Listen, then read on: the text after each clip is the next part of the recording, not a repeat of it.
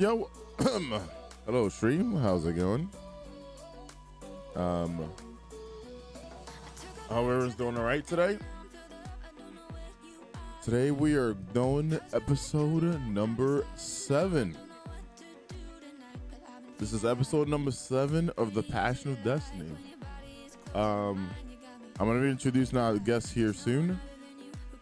I mean, you guys probably already know who he is, Mr. GernaderJake. Does he really need an introduction? I'm not sure, but you know, if you type exclamation mark guest in chat, you should have all of his info. And of course, on the YouTube video, when you watch this later, I'll make sure that we have all of his info there where you can find them. All right. I hope everyone's having a beautiful week. We have a few things to talk about, and yeah, all alerts would be paused. So if you're watching this live, just know that most of the stuff I will have paused. All right. Without further ado, here we go. Jake, you there? What up, what up, what up? Hey man, how's it going? Going very well, man. How are you doing? I'm doing well. I'm all over the place, but Aren't we all, dude? yeah, that's life, I think. Yeah. Dude, million final blows. My goodness. Yeah. Hey, That's man. a wild number. There's people out there that have higher number. You know, they just get in a hallway and they leave their bodies there, and all of a sudden they have millions of kills. That sounds like a fun thing to farm. Yeah. Sounds like a good use of time. Yeah, I guess. It's not my thing, but whenever I see it, I'm like, dude, why? What's the highest number you've seen? Some dude had like 12 million. Oh my. That's crazy. I would probably have a lot more if I didn't play Trials, because Trials, as you can imagine, you spend 10 minutes, you get very few kills during those 10 minutes. Yeah. I'm trying to look for mine now. I don't even know where to look. Just accounts.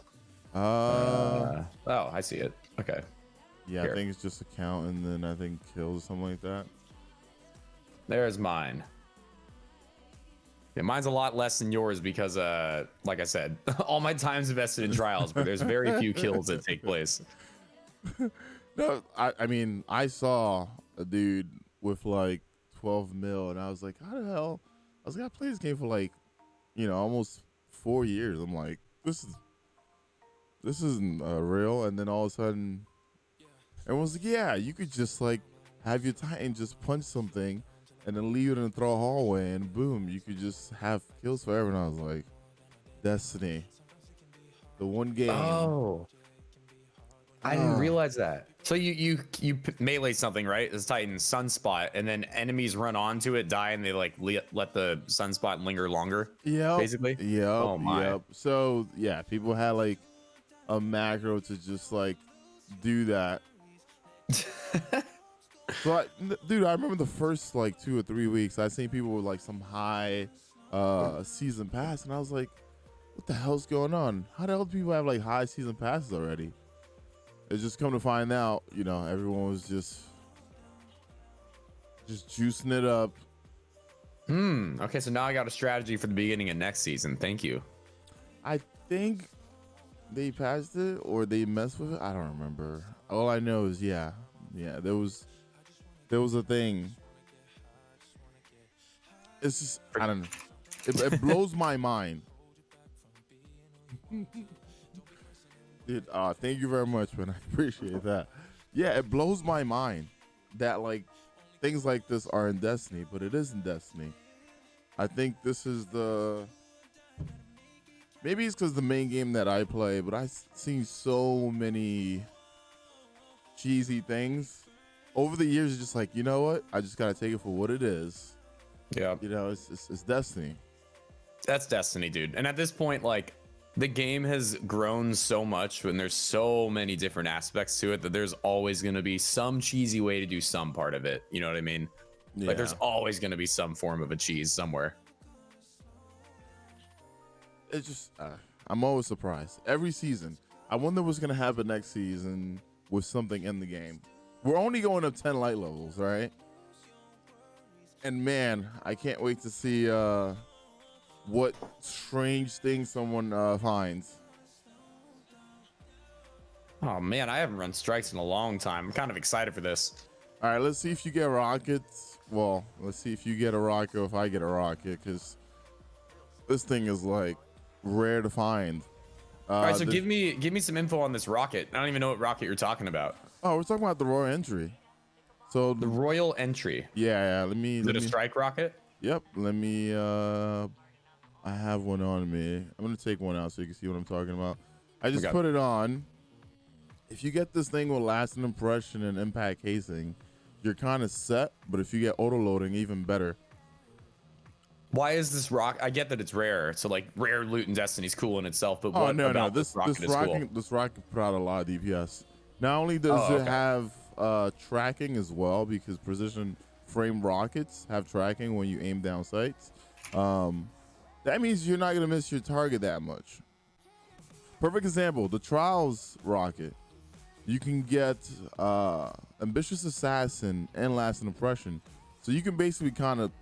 Well, I just went off the map. I got a great angle of that. You can basically kill one thing, reload, have 2 shots ready, and then shoot 2 lasting impression shots, stun a champion, and when it's stunned, it dies. So there's so much that you can do in the game when it comes to rockets. It just sucks that they only hold like 8 or 9.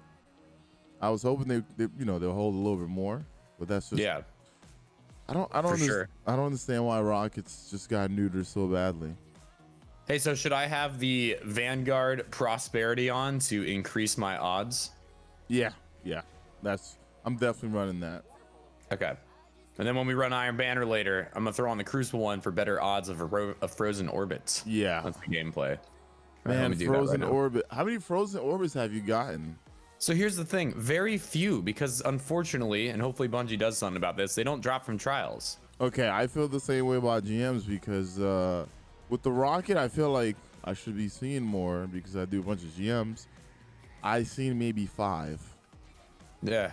So I feel like they should be doing a better job of like the pinnacle activities that we're doing should give us access to the weapons that are tough to get from those activities, right? Like the Crucible activities, it's tough to get frozen orbits, although nowhere near as tough as the rocket, it sounds like. But we should be, while we're doing the pinnacle activities of that game mode, we should be getting those drops too. It doesn't make sense to take them away. Honestly, I feel like they're all the same drops. I don't know what it is, because I did almost like 20 strikes, regular strikes, and I was on a streak and I got like 4 rockets. But yeah, I've done over like 200 GMs and I only seen 5 rockets, and I was like, wow. Yeah, it's definitely tied to the regular playlist. I don't know why. Endgame should be more. They can drop from GMs, you're saying? They can, but it's very, very, very low.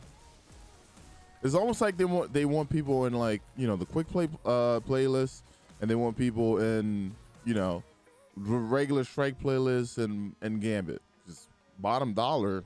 Oh man, that thing. People complain and they put up the drop rate, and it was just like still didn't drop. I wonder what goes into the thought process when they do these things. I mean, they kind of go back and forth. It feels like Destiny 2, let's just talk about Destiny 2 because Destiny 1's its own story. Like Destiny 2 launches and they are playing it for the casuals, right? It's like, let's just give one roll of everything and make it all super easy to get. Therefore, like no one will ever be too far behind, and like no one can complain they don't have stuff. And like they noticed pretty quickly that people did not like that. It's like, what are we even playing for? There's nothing to get. Like there's nothing to get, yeah. Right. So now they're almost taking the approach of like the vast opposite, which I don't know if it's a bad thing. I think it's closer to the right thing than what we had in year 1 of D2, but it's almost like they're trying the absolute opposite. Like, all right, you guys wanted it, so stuff's hard to get. Here you go. Stuff's hard to get. Good luck. You want it, so there's multiple rolls here. This damn bottom dollar has 1,000 rolls. Enjoy. Yeah. Oh my god. Weapons with a bunch of different rolls, but only a few valid. I think it'll be nice if there's like a crap ton of different rolls, but at least if you get one, it's still valid. It's not just, oh, I got this roll. Well, I can't use this because everything on it just sucks. I think it would It'd be be cool. neat. It'd be cool if they at least had the 2 columns for these weapons that are so infrequent to drop, where at least you can choose, like, basically you have 4 different combos of a roll within one drop. You know what I mean? Yeah, just like the tier 3 Umbral system, right? You got to go out of your way to do all this extra stuff just to get a weapon that has 2 different rolls on it. Why not do the same thing where, like, I mean, the drop rate is so low. Why not give me 2 options in the last slot at least, so then I know for sure that I have something guaranteed. So like if if nobody really wants to play Gambit, I'm sorry, all right. If you love playing Gambit, good for you.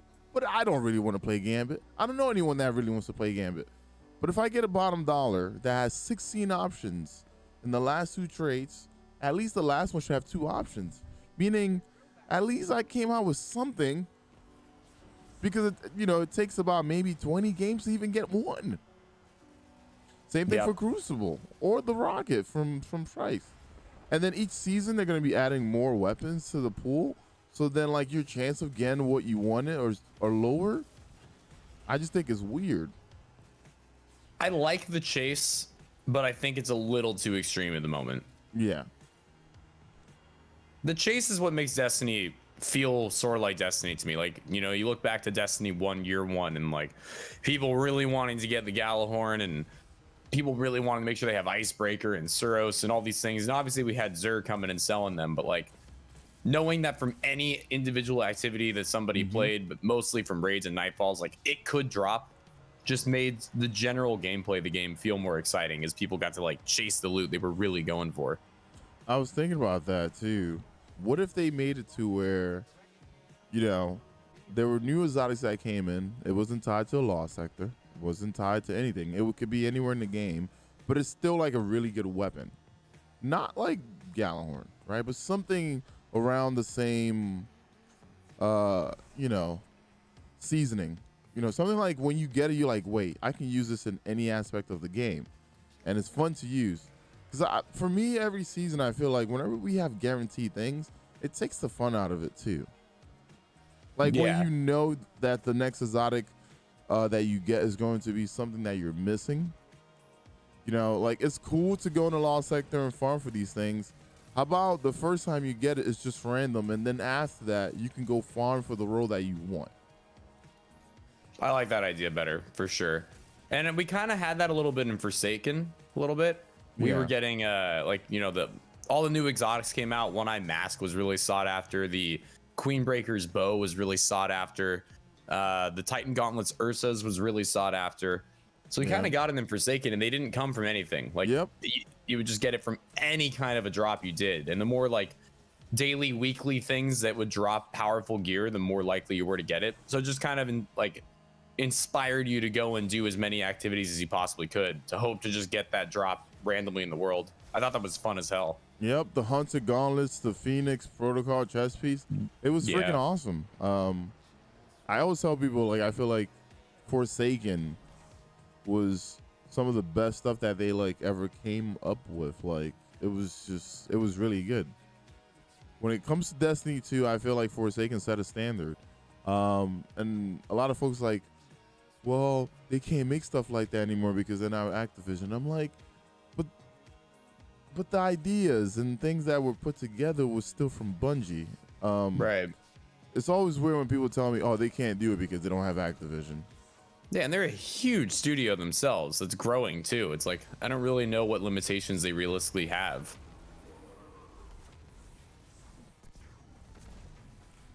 I'm going after this guy. I don't even know if this is the DPS strat anymore, but it seemed like it worked.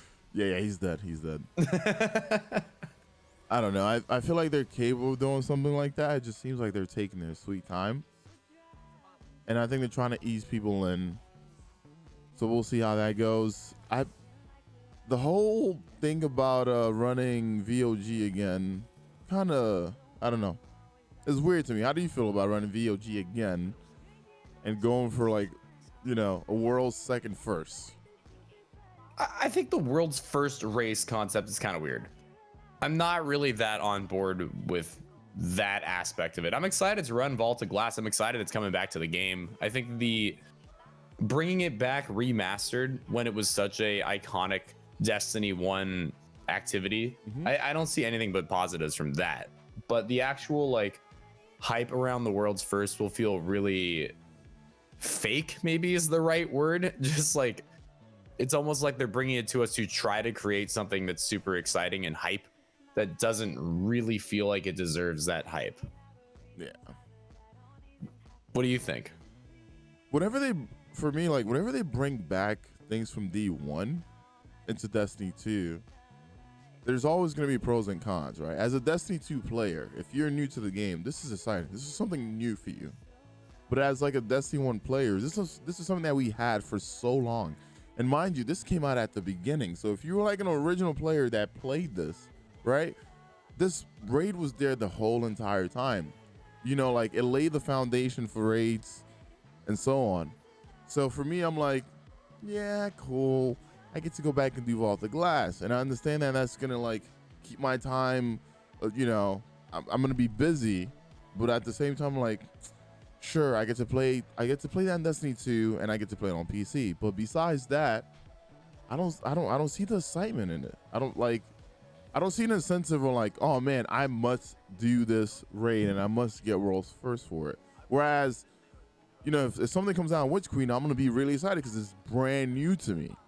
Yeah, I get that. For me, as a mainly PvP player, this just feels like an activity that I get to do when I want to, which is realistically going to be for pinnacles at the beginning, assuming they drop pinnacles.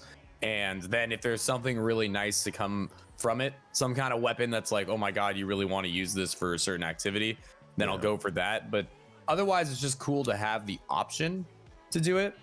If I was like expected to do help for it or expected to do, you know, multiple runs every single week, I might even be a little frustrated. It's back. It's like I had this for 3 years in D1. Like I don't want to be forced to do this activity again. And do you feel that way? Do you feel like you're expected to do a bunch of help with it and a bunch of content around it? I guess as a content creator, I'm probably gonna be diving in there early on, but when it comes to raids, I feel like raids are missing something for me, at least. After doing it the first few weeks and you go for your roles and stuff, I just stopped doing them.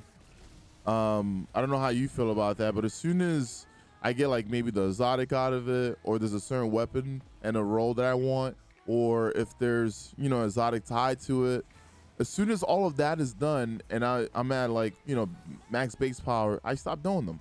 Whereas like in Destiny 1, it was fun to do raids. It was fun to do King's Fall. It was fun to like go back in there and try stuff out because it was new, right?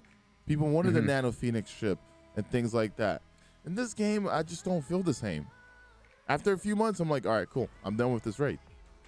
I don't know if it's because we don't have massive versions or something, but we'll see. Yeah, that could definitely change when we do get the what do they bring into us? I kind of forget. They're basically bringing like a challenger mode essentially that you can choose to enable or something. Apparently there's going to be a master mode and they're going to try to give us like adept weapons, you know, with dungeons and so on and so on. So in the future, they're going to try to give us more master activities. Like in the TWAB, it basically said in the future, we're trying to make sure that you guys can get adept weapons from different things. Right. Okay. And for me, it almost seems like they're trying to make it to where like there's adept weapons almost everywhere. And I kind of want adept weapons to be like a rare thing, right? Whether it comes out of GMs or trials, I feel like that's good enough, but that's just my hot take on that. I feel like people will still do mass activities without having to worry about that.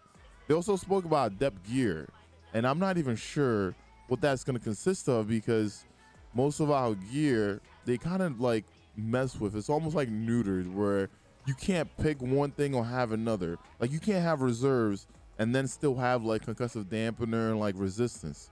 So like in endgame, you're not gonna run reserves ever. So right. I'm not really sure about that concept. I was gonna ask you about that for trials too. Like, how would you feel about like adept trials gear? Like if they start doing that, like, I'd love it, dude. I mean, obviously, I'd be curious to see how they were intending on actually implementing it, right? But the way that I could see adept trials gear working, and man, I wish that I could look at this thing I wrote up like a year ago. I wrote up like this huge thing about what adept gear could look like, but I Ooh. remember a couple of them. For example, were like, remember in Destiny 1 the ability to do quick revives? Yeah, There was like specific gear that had quick revives enabled and I stuff know like that. exactly what you're talking about. We even had think it'd be- exotic gear for that too. Yeah. So the way that I can envision it working in trials, and maybe therefore working in every playlist, is having an inherent extra perk on each type. So like maybe for helmets, there is an inherent faster revive for an adept piece from trials. And maybe for the gauntlet, there's an, like, I don't know off the top of my head what I would want it to look like, but something inherent that maybe would help in a PvP setting. And then if we were to look at like grandmasters or master raids or something, some kind of an inherent perk on a helmet, on a gauntlet, on a chest piece, on a boot. I don't know if you want to include class item or not, but something that would just enable an inherent perk that would help in the specific activity you're getting it from. I think it'd be really fun to be able to try to, not only would it be cool to have that and really useful to have that and would make people want to go for it, but I think it'd be really cool to be able to figure out good combinations of like, wow, the trials helmet with quick revives works great with the grandmaster gauntlet, which allows for etc. And like we can make this perfect build for raids or whatever. I think it could be really, really cool. And it doesn't need to really change too much about the way the gear looks or functions if it just has one extra little thing on it that says like fast revives enabled. Yeah, almost like how, like, you know how Aeons are set up right now, where there's like that extra slot. It doesn't really mess with anything. It costs 0, but you have all these different options that you can put. Whether you want to make heavy, whether you want to make special, or if you want to just, you know, make sure your teammates get extra orbs or get charged light. Like, there's so much that change about Aeons, and I feel like they can probably do something like that. Destiny 1 also had it to where if you went and did an activity and you got gear from it, the next time you went in there, you were stronger. Like whether it was trials or if it was, you know, raids, you know, like depend on the mechanic. Perfect example, gauntlets from like Wrath of Machine allowed you to have heavy a lot because there was so much like ad control throughout the whole thing that, oh, hey, I have these gauntlets on. I know I'm going to have enough sleeper ammo to kind of shoot the TVs down and then still have enough to work on the boss. It's kind of weird to me that they kind of went away from that. I'd love to see that make a return. I would love that, man. Destiny's interesting. I think Bungie's always trying to balance catering to the casuals as well as the absolute 10 hours a day extreme players.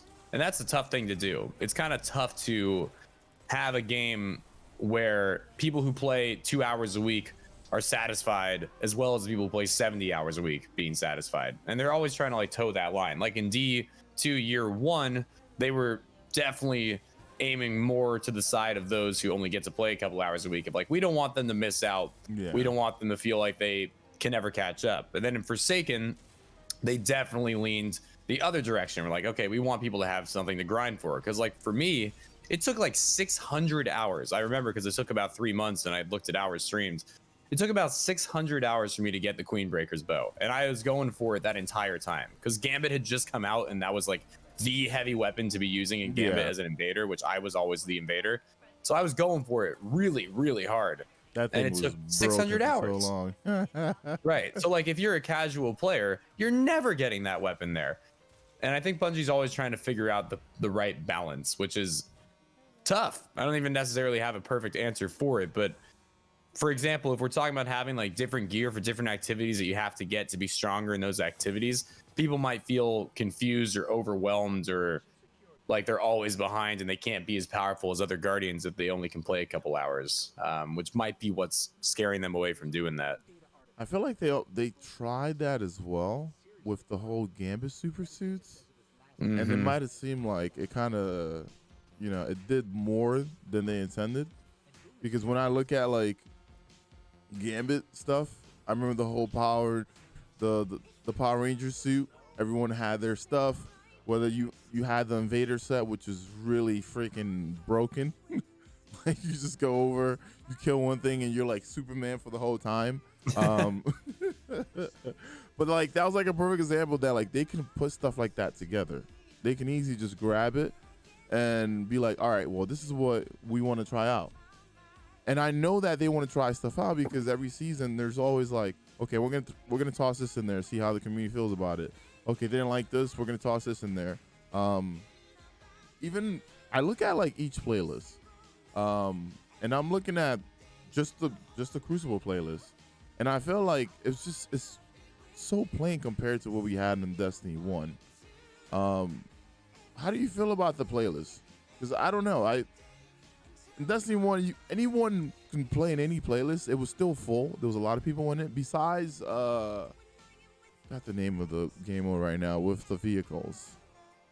Oh, I have no idea. I think it was Combined Arms. Yeah, I think that sounds right. Yeah. Besides that game mode, most other game modes were pretty full. And right now, it doesn't seem like that. Like, I look at it each week and I'm like, I don't want to play this playlist. No, I don't want to play this one. Oh, okay, I get my reward from both of these. All right, cool. Let me go do this. Right? Each week, I'm like, And everyone tells me every week, I want Rift back. And I'm like, what do you think about Rift? Dude, I never got into Rift, but the problem for me with activities like Rift and whatnot, I basically play Trials Friday, Saturday, Sunday, Monday, and then Tuesday's my like one day of the week to do anything else, and it's very rarely PvP because I have like all this PvE stuff to catch up on. Yeah. So because Rift came out and Trials is already out at that time, I didn't really get very many opportunities to play Rift. When I did play it, I felt like every time I went in solo, I just got stomped by a team of 6 to just grab the damn Rift, slammed it, the end. Grabbed it again, slammed it. The match was a minute and a half, and it was over. Yeah, Rift was but a people tricky game mode. are obsessed with it. You know a game mode that a lot of people talk about? I'm like, they should bring it back, at least for the holidays, so people have fun, is SRL. Yeah, that is also another thing people were very obsessed with. Yeah, there were leaderboards and timers, and people were going for it. And as crazy as it sounds, it was just like a thing that was there that people can enjoy without like it being really toxic. And people just racing with their sparrows. I remember everyone wanted the Crota Sparrow just for that. Freaking Sparrow I love that idea, man.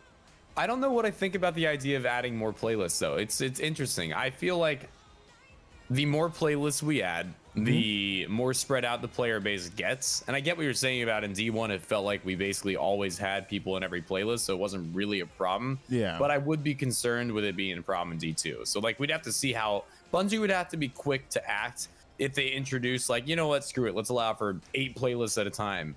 And if they realize like, oh man, there's only 200 people in this activity and the matchmaking's really slow and everyone's connecting all over the world because of that, like they would need to be quick to act to revert back to having less playlists. But I think there's always been a lot of room for Bungie to grow with regards to what kind of Crucible games there are.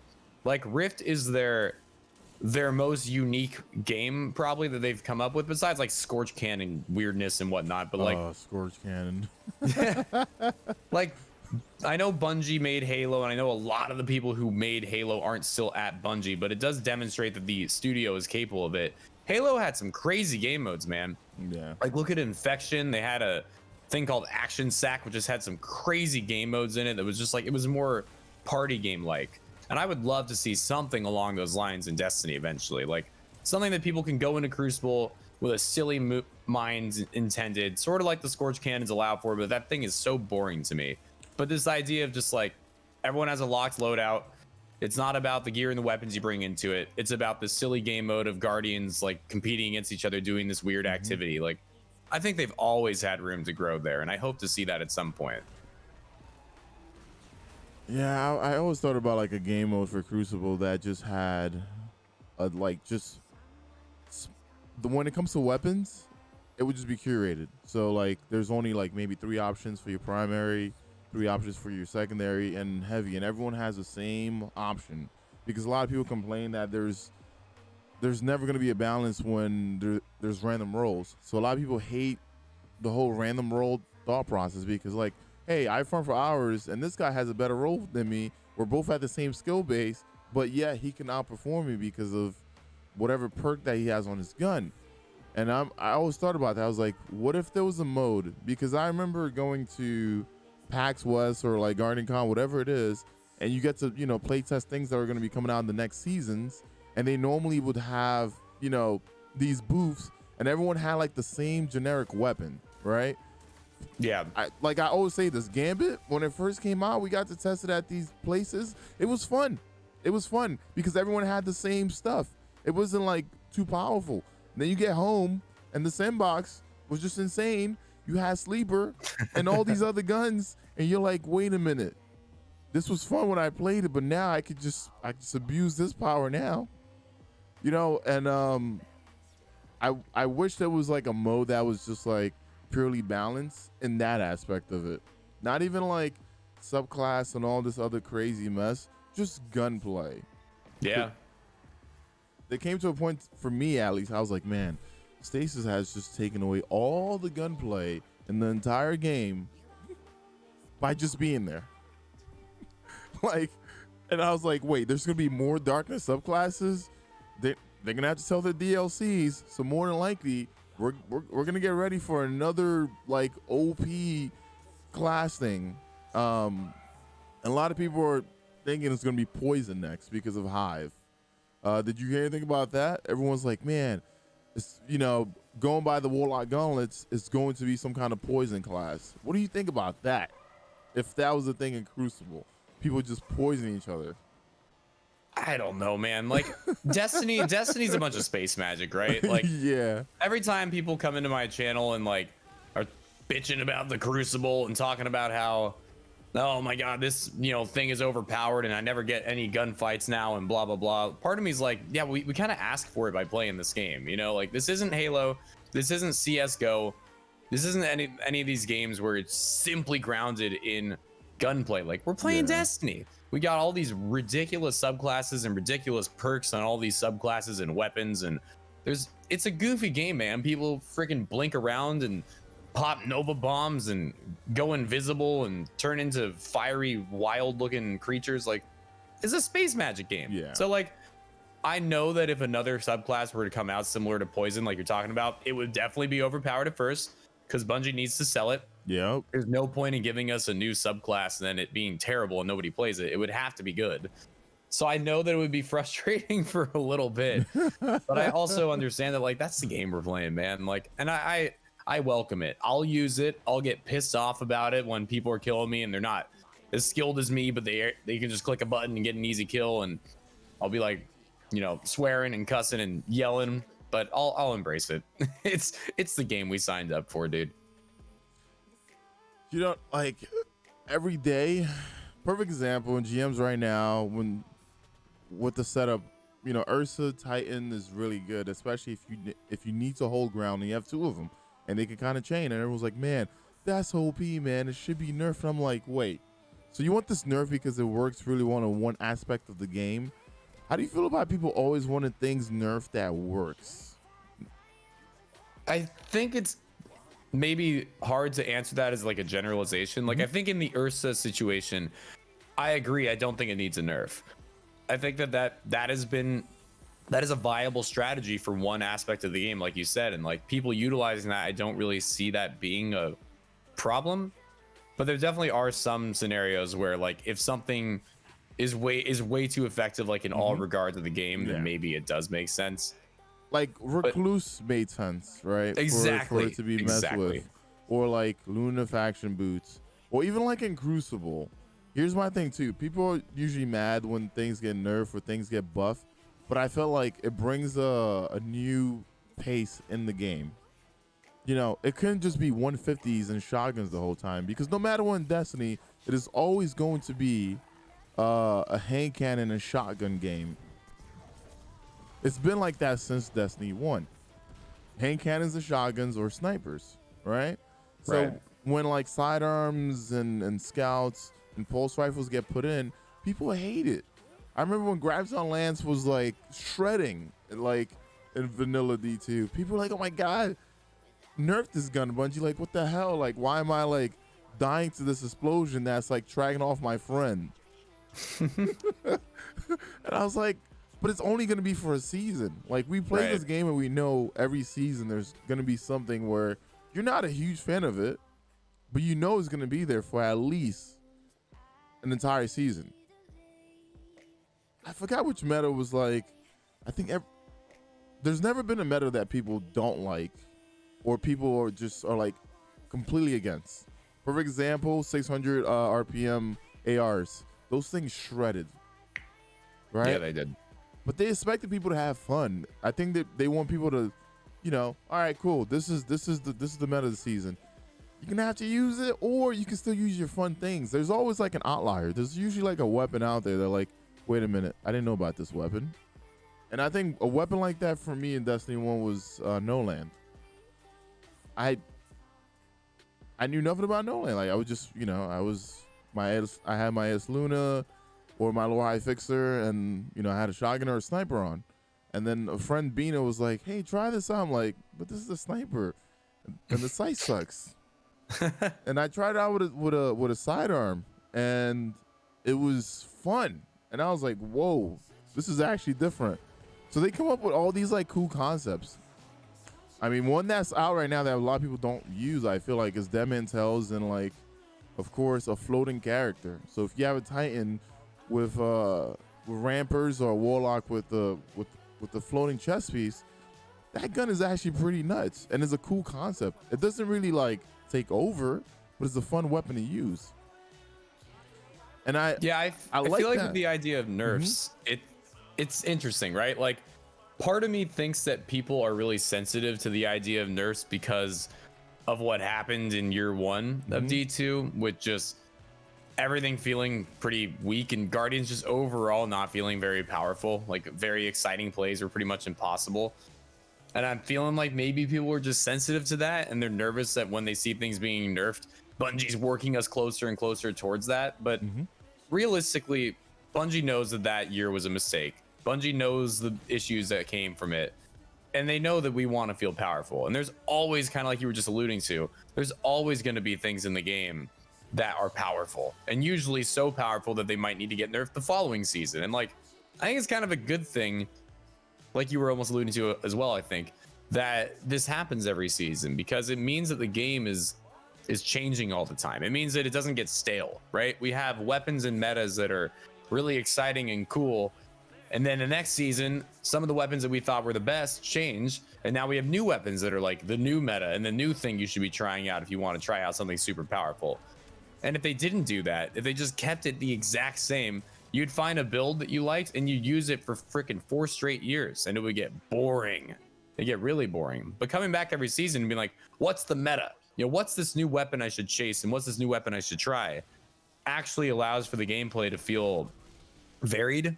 It feels like there's variety within it, and I love it. I love it. And I think maybe another part of it is people don't like having things taken away from them, right? You get this shotgun that's super good, and Fell Winters, let's just talk about, like, it feels so good in the Crucible. I feel so powerful with it. I love it. Then it gets taken away, or a perk on it that you think is really necessary gets taken away. People hate that, and I think it's a good thing. And I think it's tough for people to be okay with it first. But if you get something way too powerful or super powerful, it getting fixed or balanced is a good thing, and allows for that variety that I was mentioning before. Because if Bungie were to release stuff that's too powerful and then just leave it and always be afraid to nerf it because the community cries at the word nerf, that means that the game would always just be getting more powerful, more powerful, more powerful, to make it so you'd actually want to use new things, to the point where PvE would be a joke. You'd be like one tapping every ad with a sidearm, because they have to just keep bringing in more powerful stuff to make up for the powerful things they've already left in. Yeah. The current system we have, I think, works great. People just are very, very, very fragile with the word nerf, and they don't like their things being taken away. Yeah. I feel like there's always two sides. A lot of people talk about, they get bored of something and they want something new. But then at the same time, that same person will always use what works, no matter what. Like, if you're going for a day 1 raid, you're not gonna bring your fun loadout. You're gonna bring what works. If you're going into trials and you're on your 6th match, you're not gonna bring what's fun to you. You're gonna use what works. Right. And as Guardians, we always talk about we want to feel powerful, and there's times where I feel like Guardians don't want to feel powerful. I feel like they're like, oh, I want something challenging. And at the same time, why not be able to have both? Where, you feel powerful, but there's still things that are challenging within the game without us having to bring our light level down. Perfect example for GMs. I'm like, why can't these enemies be at light and still do the same damage? Like, why do I have to be 25 levels under? Or even going in trials and the whole matchmaking thing, whether they're doing a card base or skill base, it's just, I don't know, it feels a little bit off to me in that system regarding that. I would say Whisper being nerfed was a great idea. A lot of people were like, no, Whisper shouldn't be nerfed, but I was like, it was unlimited heavy ammo. Like, how do you always want to play the game with unlimited heavy ammo? Right. Yeah, I agree.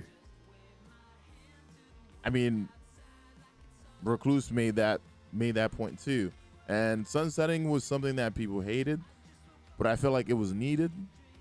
And then things that were, that were needed to be sunset got put out. But then also a lot of the favorite weapons that we got over time got pushed out too. And I feel like they're doing their best to try to make us like be all over the place. They're trying to give us an arsenal, but yet every season there's always a pushback. And I don't know. I don't know how it's going to change, especially with Destiny 1 weapons coming back in the raid again.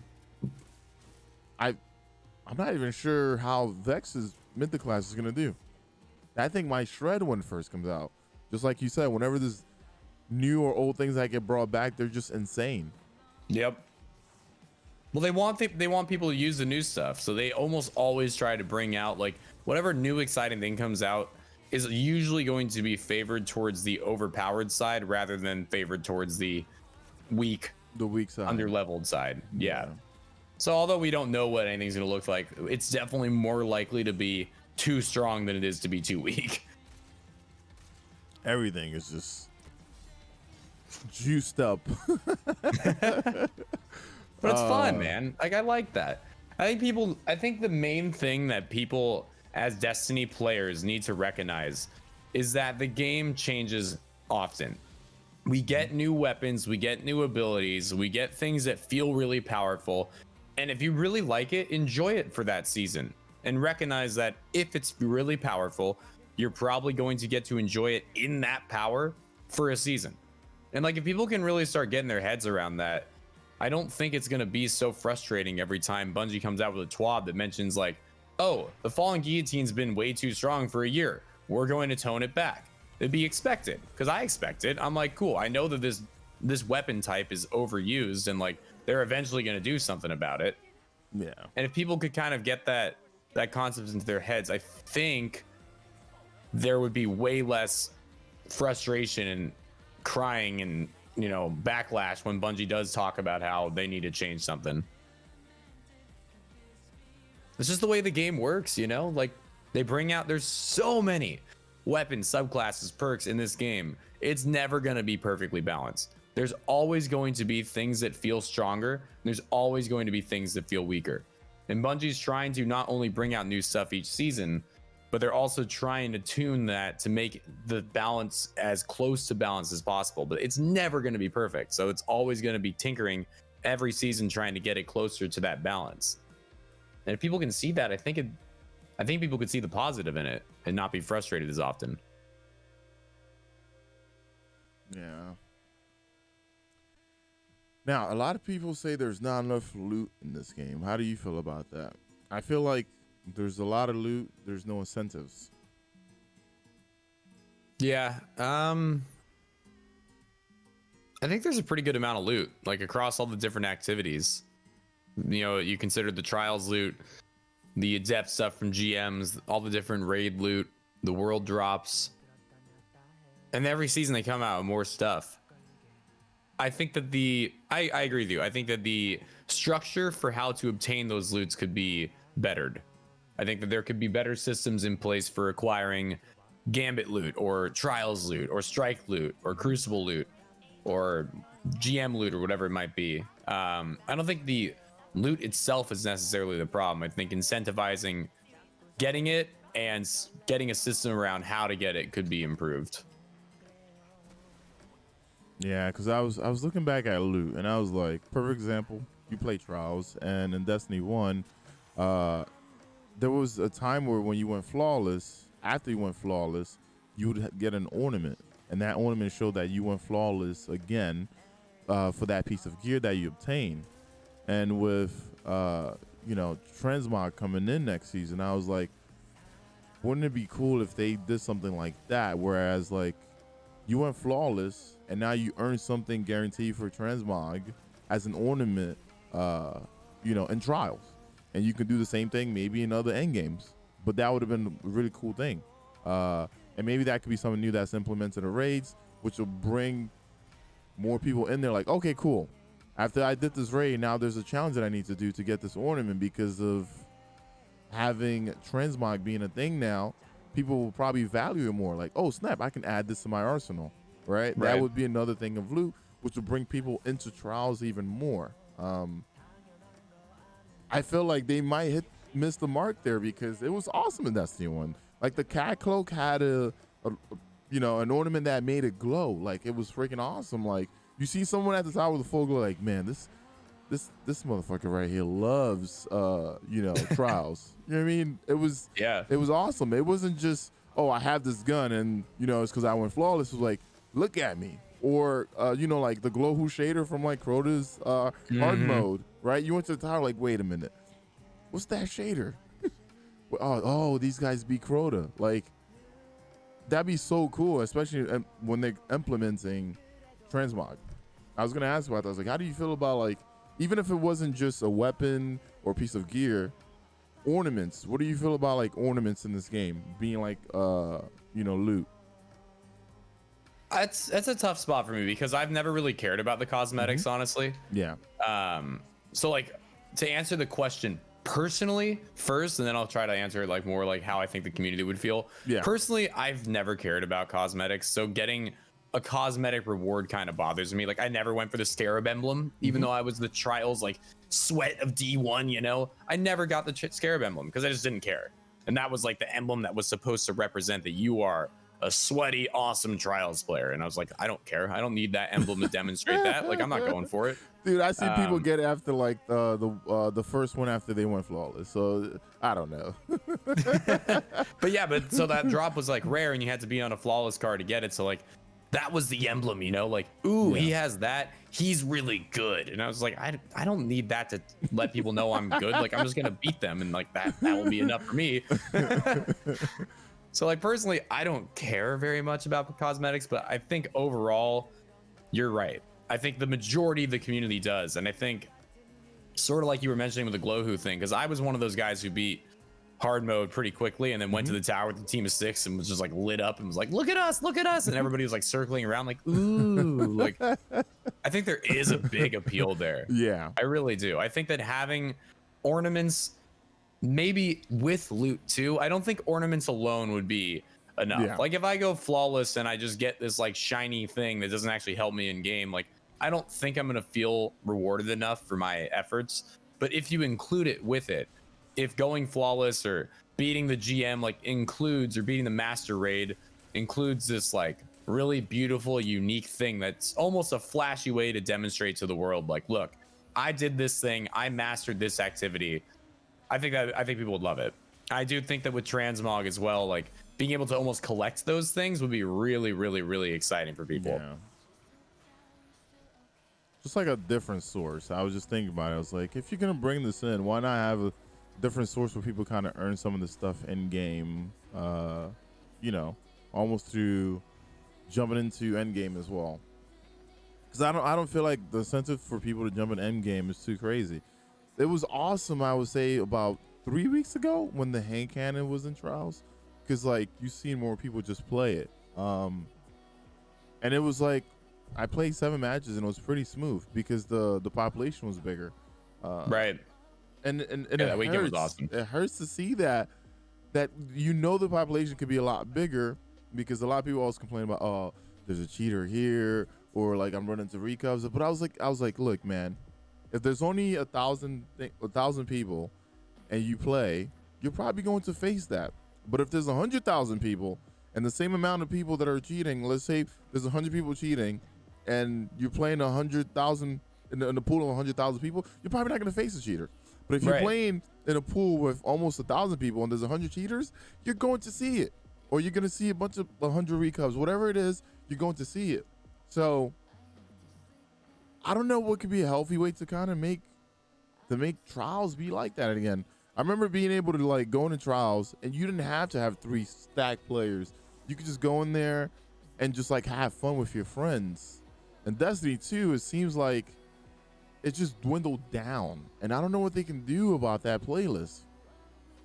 There's so many different ideas. It will be interesting to see like which direction they take, but implementing changes to cards is definitely one way of doing it, and I hope to see that happen at some point, because currently it's just like everyone's so like bogged down at the beginning of the card, and like once you get towards the middle and end, like you've only got really good teams there. And I think there's definitely ways to incentivize keeping cards longer and having more people involved in the later parts of the card so that matchmaking's smoother on that end. I definitely think with loot, there's a lot that could be done. And like, this is an interesting point that I don't really know what the right answer is, but like the week that they had the hand cannons win 3, right? Or the bounty, you didn't even have to get the 3 wins. You just had to play little trials.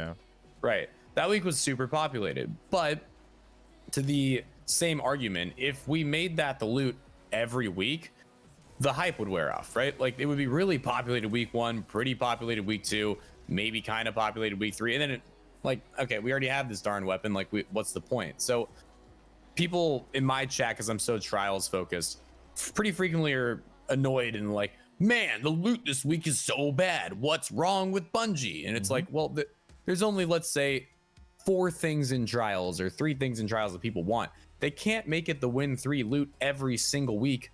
And even if they did, people would already have it. It would be, air quotes here, like considered bad loot again. Like you can't have good loot every week with the current system that they have. So I really wonder what could be done there. Like, would random drops being a thing make it more incentivized? Like maybe if everybody got a different win 3 drop and a different bounty drop, or if you just had random post-game drops again. Like I don't know exactly what the right answer is, but I do think that there is a better way to keep the playlist populated, because you're right, dude, that week demonstrated like, look, people are willing to go into this end game activity, and when other people are willing to do it, guess what, everyone's having more fun.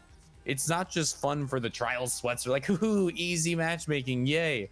No, it's fun for everybody. Like everybody involved is having an easier time in trials and having better matchmaking. So having it demonstrated to us that, look, there is an interest in this, people are interested in playing trials, definitely demonstrated that like we need to figure out a better loot system and card system to make it so we can see that more often.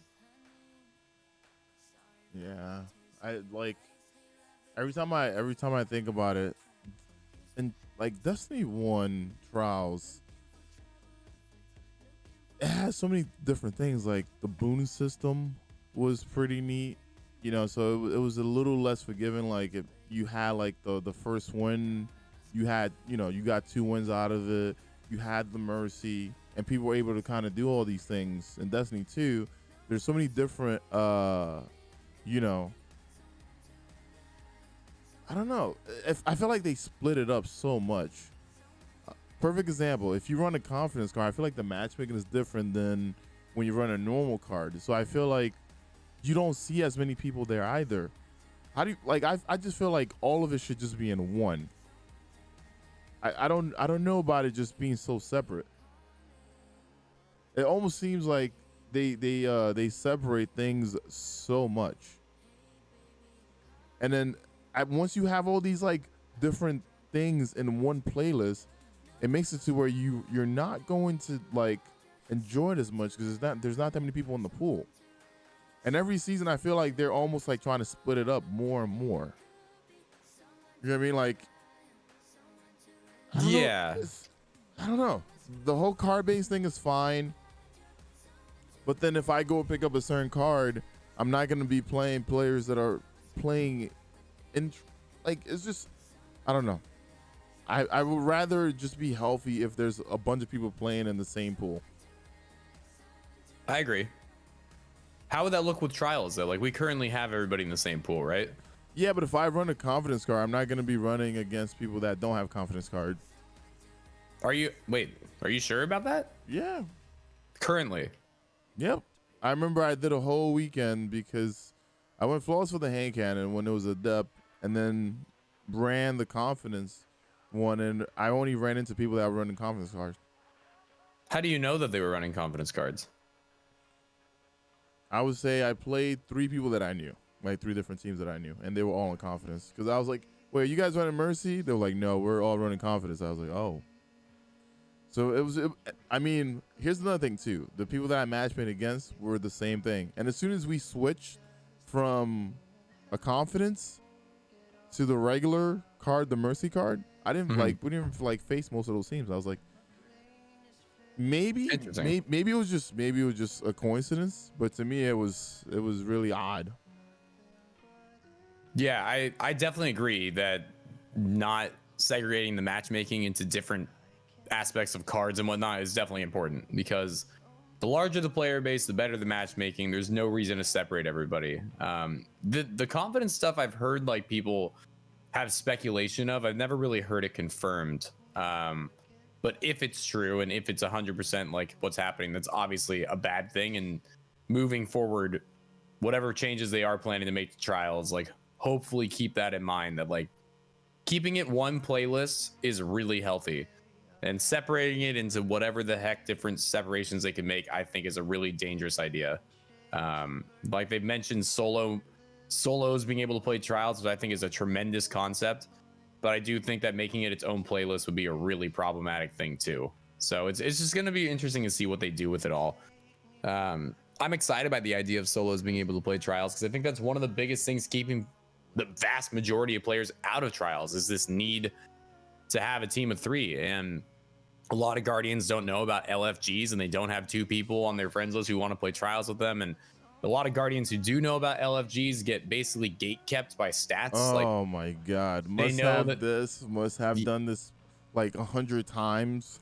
Yeah, and dude, most people, I've heard about this because I don't use LFG. I'm grateful that I have a bunch of people I get to play with, and I have a chat room of people who want to play too, so I don't have to use it. But a lot of people tell me that the experiences are like, people are basically looking for the top 1% of players and are gatekeeping anybody who's not. It's like their posts are like must have 2 KD and must have 100 plus flawlesses, and it's like, do you expect people on that website to have that? Like, that's your top 1% of players.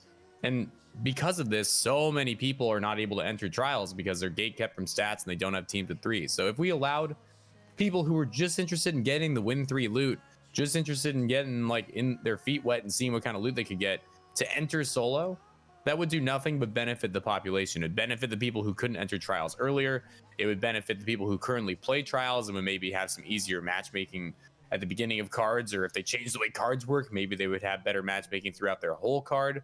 But if they separate the playlists, then the actual trials playlist we currently see is going to become, in my opinion, a disaster, because all of the casual players that play trials currently are just going to go play the solo playlist instead, knowing that the teams of 3 are going to be sitting in the main trials playlist, right?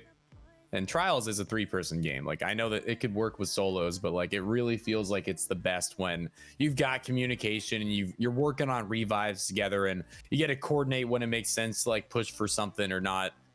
And if we were to implement a solos playlist, and that would obviously become the softer playlist, everybody I think would start moving over to that, and it would leave the trials playlist as a nightmare, just an absolute nightmare. Yeah, because I mean, looking at comp and how they set that up, I feel like that's a bit more different, because people are only going to 5,500, and it's not as I don't know, it's very forgiving if you don't kind of hit that mark, right? I know guys that are like, oh yeah, I solo to 5,500, but I always thought about this, right? I love trials, but what if there was something, a game mode where you get to invest into wins? So you know how like the comp playlist is, right? What if you can invest your time, and mind you, it might work out like something like the trials card, where you have it and you must get a certain amount of wins and maybe get on. If you get on the streak, it might help you out a little bit more. My thinking is, how about this? Getting 25 wins in a comp playlist compared to maybe going flawless, but the loot incentive is right behind it. So like each season something comes out and you're like, wait, this is the loot that I can get, and in the comp playlist I must do this in order to get that loot. This is separate from trials, by the way, but this would be like another incentive for people, especially for the competitive folks, right? This would be another way for them to maybe, sit there and be like, you know what? All right, cool. Now I have something else to do. And I understand that Crucible is free in the game. A lot of people talk about it. Yes. But if you have another incentive for people to play that mode, because I feel like comp is not the same anymore. People just play the 5500. Some people don't even play the 5500. Some people play the 2400 just to get like comp's dead, dude. Yeah. Comp's dead. So it'll be nice to have maybe another refreshing mode, because then if someone gets comfortable there, they're probably gonna want to play trials more. Or in Destiny 1, we had it to where like you had the Elim mode as a playlist. So people went in there and they got a little comfortable, and then they dove into trials more. I was gonna ask that as well. Like, how do you feel about that? Maybe having the Elim game mode like as a regular game mode, so people can kind of like get isn't it already wet. I don't see it. Look at the bottom left. Is it there? Yeah. Well, I guess that's not gonna help out then. I like having Elim though. I don't think that playlist thrives very much though, because trials is out on the weekends, and when trials isn't out, nobody really is looking to play Elim. And they can't make Elim comp either. So I don't know, man. I don't know. I just feel like that game mode has lost a lot of flame, man. It has a lot of potential, and I think it's going to be really interesting to see how Bungie is planning on changing, because they've announced like, there are big changes coming to the trials playlist. They're reworking stuff. I really hope they do a good job of it, because oh man, it feels good. It feels like it is end game PvP, and people are so excited when they get their 7 wins. Like, it reminds me sort of how it felt, not quite, but similar how it felt when people got their Yalahorn, however we want to say it. Like this excited, like I didn't know if this would ever happen. Mm-hmm. This is so awesome. I can't believe this. Like, it has this draw to it that is so hard to find in this game. So I really hope that they protect it and keep working at making it as good as it can be. I've got the game mode that they brought out that people hated for trials. I think when it was 4v4, I think it was countdown. Countdown. But like, how do you feel about objectives? Because trials right now, people just sit on their butts, man. Yeah. And then having chaos be a thing too is just I think there's a lot that can be done there. And I think that removing 3-peaking like they've announced, finally, thank God, is a very good step to take. Sorry, I'm going to be a tiny bit more distracted in PvP. I can still have good conversations. But sometimes I'll be like in an intense moment versus a strike. I'm not like, hold on, bro, these scions are here. I feel like 3-peaking going away will help it a lot. I feel like there's more that could be done. I've always been a strong advocate for shorter rounds. They did it in Destiny 1. I thought it was a success. I've made multiple posts about removing the 2 minutes and taking it down again like they did in Destiny 1, because I think that did nothing but benefit the game mode. I think there's more obscure things. I posted on, I think it was Drewski posted a tweet like 3 months ago talking about bringing Countdown back, and me being like, no, please don't.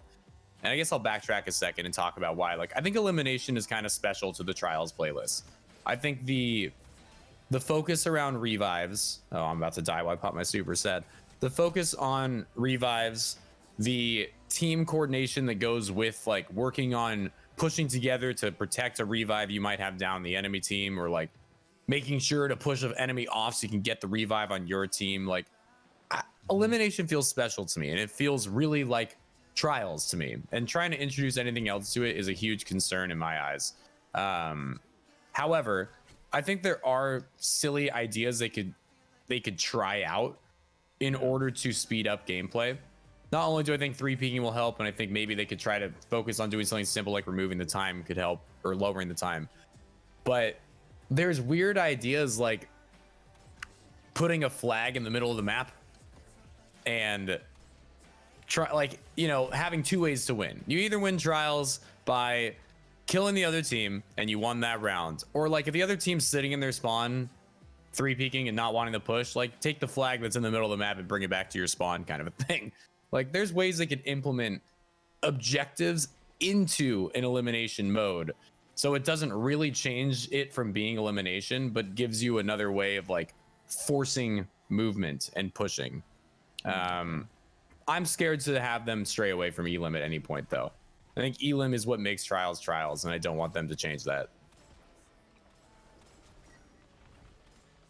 My thing about like 3-peaking is this as well.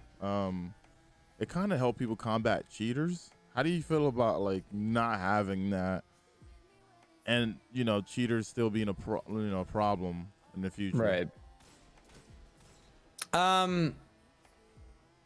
I hope they keep working on cheaters. Obviously, I hope they always are focusing on their anti-cheat and trying to. It's always a constant battle, right? Like they come out with something that stops cheaters, and then the cheaters change the way that they cheat, and it's a constant back and forth. Yeah. So it's kind of hard for whatever reason they've just never figured it out how to like completely remove it, and I don't think they ever will. So as long as they are able to continue to work on it, I don't think it's that big of a deal. Like, you're gonna face cheaters every once in a while. That sucks. It's not fun to face cheaters, but that's like the outlier situation here. It doesn't make sense to negatively impact the rest of the game by having 3-peaking just so on the rare occasion that you match a cheater, you have a little bit of a better chance. Most people, when they match a cheater, you're still totally screwed. Like the really, really, really good players might be able to 3-peak their way around aim hacks and still beat them, but you're still pretty much screwed when you match a cheater for the most part. I don't think it makes sense to worry too much about that. Like, it's gonna happen. 3-peaking being gone benefits the game so much more than it hurts the game.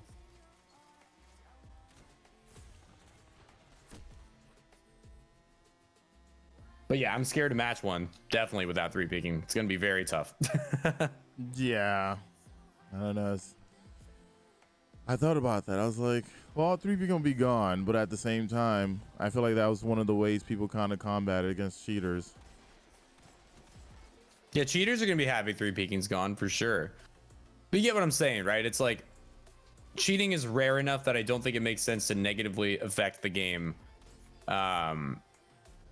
Simply based on like, all right, we need to have something so that when people match cheaters, they can counter it. Like, people use 3-peaking to counter non-cheaters probably 99 times to every one time they're using it to combat a cheater. Like 3-peaking is used to just combat needing to challenge a fight and needing to actually play the game. I'm getting destroyed this game, by the way.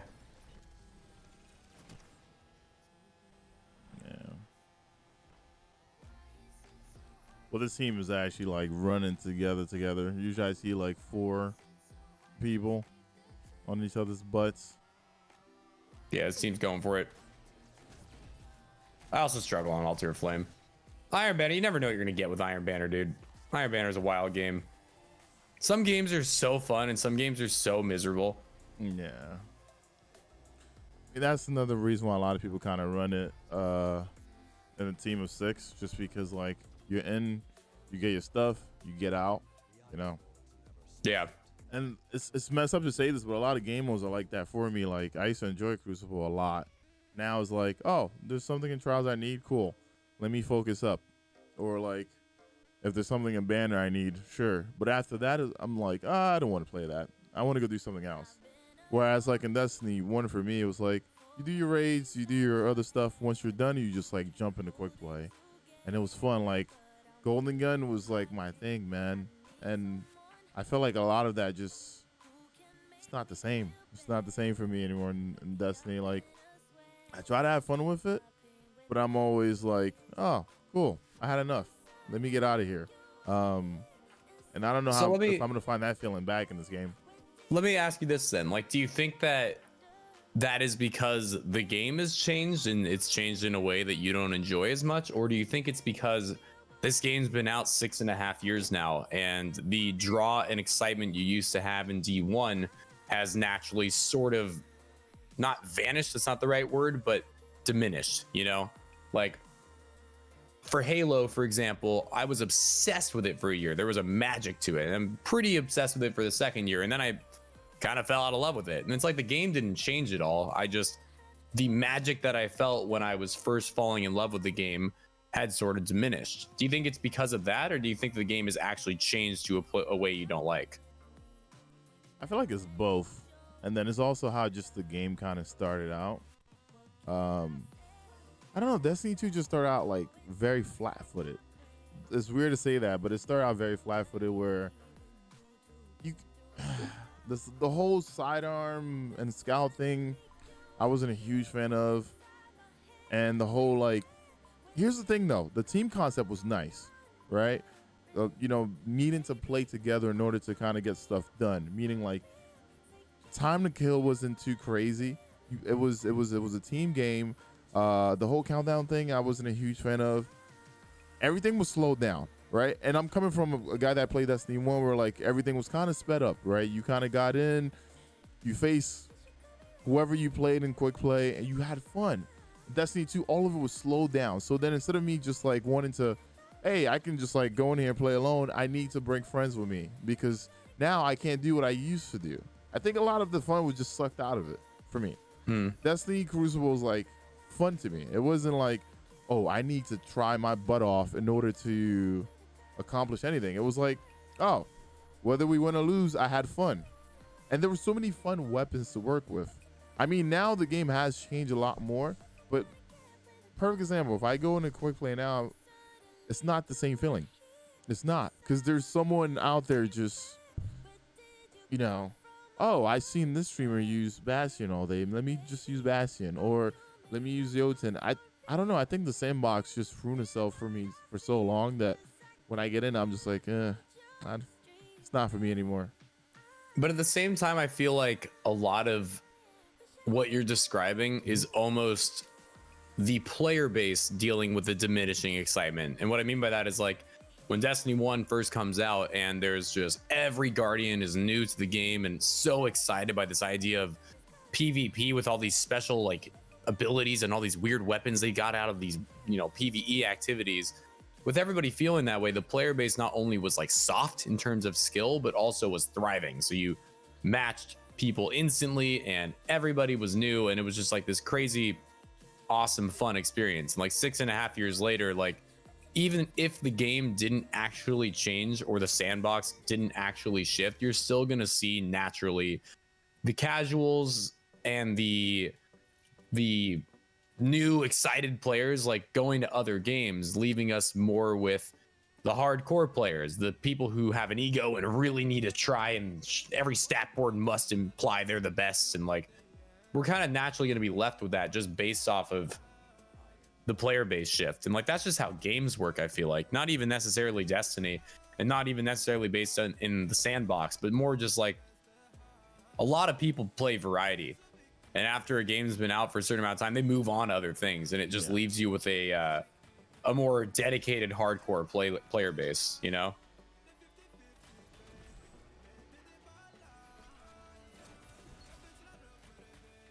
Yeah, you're right. I mean, usually after a while, most playlists become just filled with only the players that want to play it.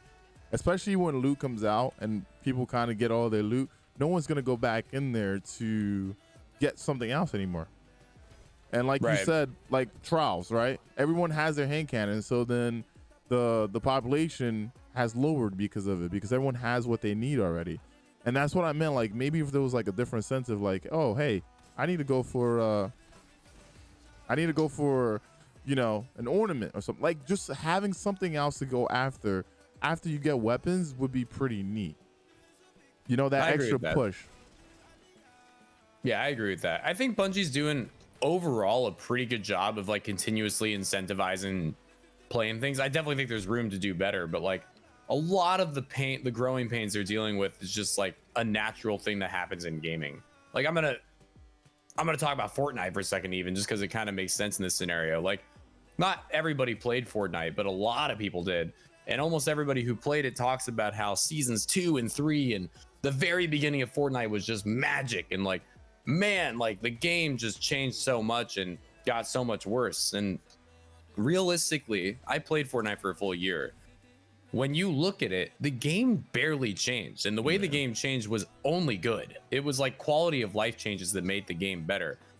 That's not what made Fortnite less fun for people, and people don't realize this. What made Fortnite less fun for people is that everybody who played casually was either moving on to other games or getting good. So now all these fights that originally were against a bunch of new players and it was really easy are now against people who know how to build. Oh no, I shot him and he now builds. This is less fun. I don't like it. It's like the game didn't change to make this happen. Player base changed and people got better. And I think it's really similar in Destiny.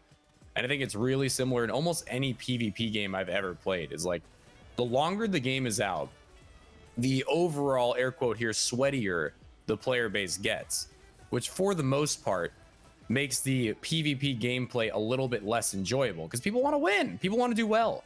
If you're not doing well, you're not having as much fun for the most part. Yeah.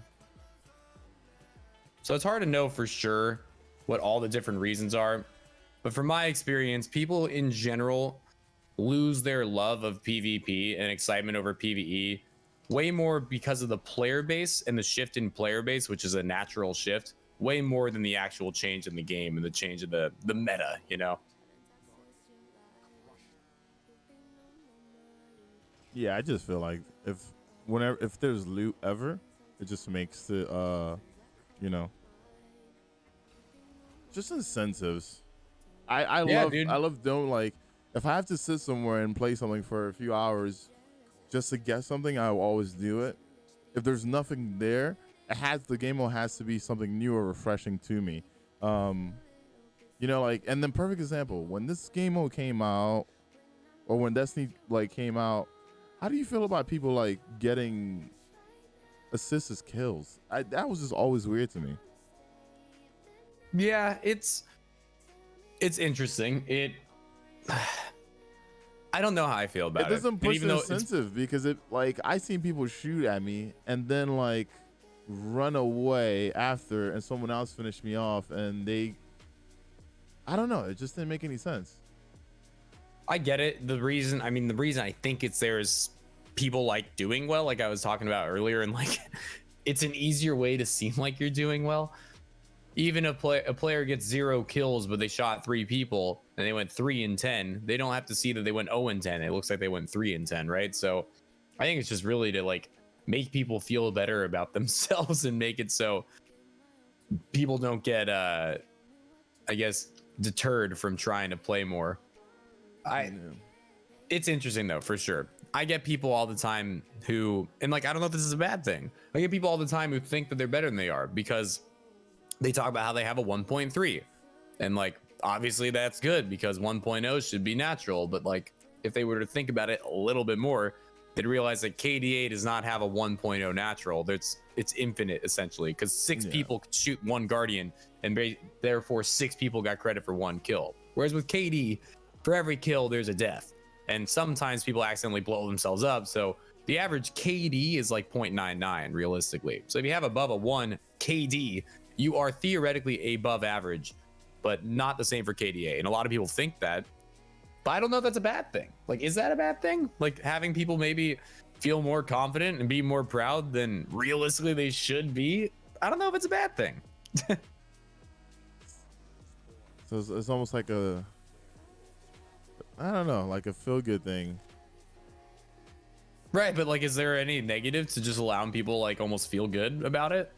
I don't know. That's why I struggle with it. At first, I didn't like it. At first, it's like, what the heck? Like, this dude didn't do anything to deserve this kill. He freaking dodged with Gemini gesture near someone, and then I killed him, and he gets credit. Like, what? But I don't know if I really see as much downside anymore now that I've thought about it. I don't know. It just demonstrates the mentality Bungie has, right? it demonstrates it for sure. They want you to enjoy the game. They want you to feel powerful. They want you to, I guess that really sums it up. They want you to enjoy it. They want you to feel powerful. And like, that's what they're going to be focused on. I got you, baby. I ain't letting that frozen warlock take you. Man. I ain't letting them do that to you. People in their frozen games. Yeah, I dealt 1 damage to somebody in the corner. Can you give me the kill? Oh, darn. There, see? He's dead. It's also nice for kill steal moments. Because no, but seriously, like they're in Destiny 1, I cannot tell you how common this for the phrase was, "You stole my kill," was, right?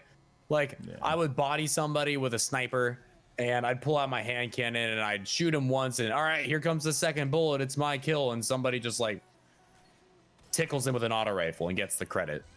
And then all this anger of like, "You stole my kill, dude," would happen. And that doesn't happen in Destiny 2 anymore, because it's like, oh, whatever, like I don't care if you actually got the final credit, like we both get the credit. High five.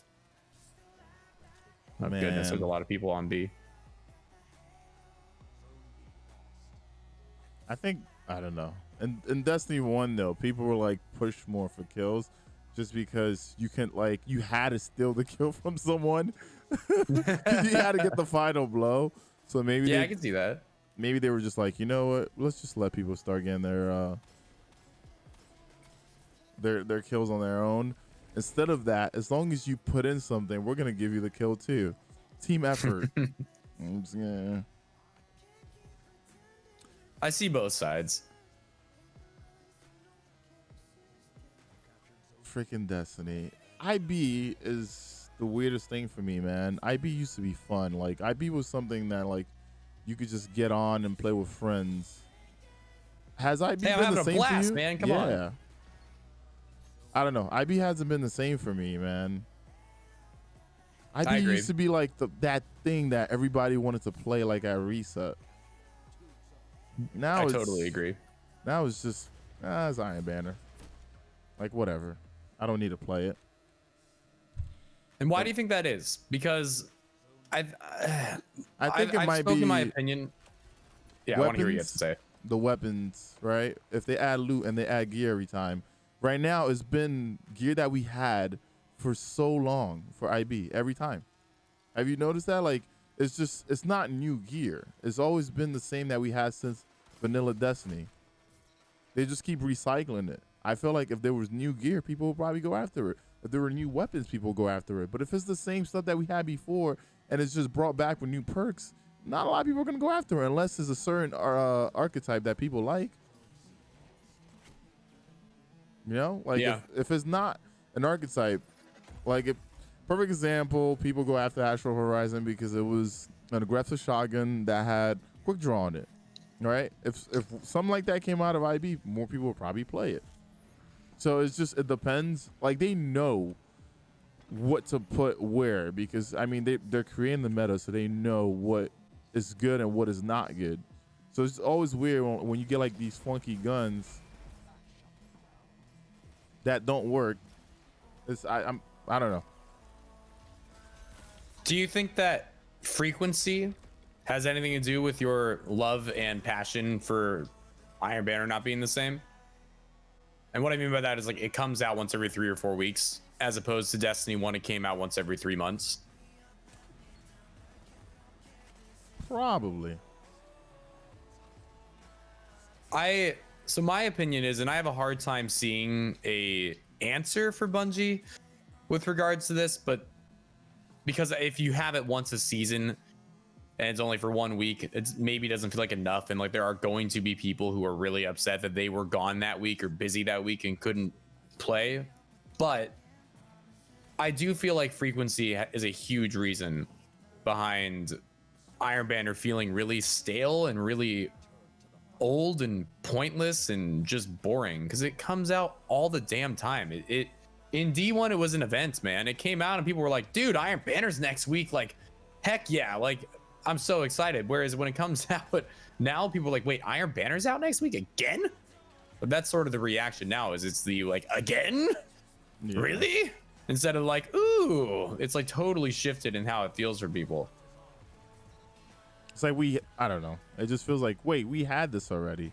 Why is it back again? Exactly. So again, I don't know the perfect answer to it, because again, if you make it just one, well, I just sniped somebody through a window in a truck. That was kind of cool. Okay, I'm going for a clip right now, bro. That was hot. If you make it so it's just once a season, there's going to be a lot of issues for sure. People are going to be upset that they weren't available that week, or they were busy for whatever reason and couldn't get the loot they were going for. But I think having it as often as they do is definitely a big part of the problem for making it feel special. So I don't know I don't know what the answer would be. Also, I felt like we had like IB as different game modes a lot. Now we just have, control the whole time. Maybe if like Clash was there, maybe if we had like, I don't know, just different game modes. Right now it just seems like control's all they're going after.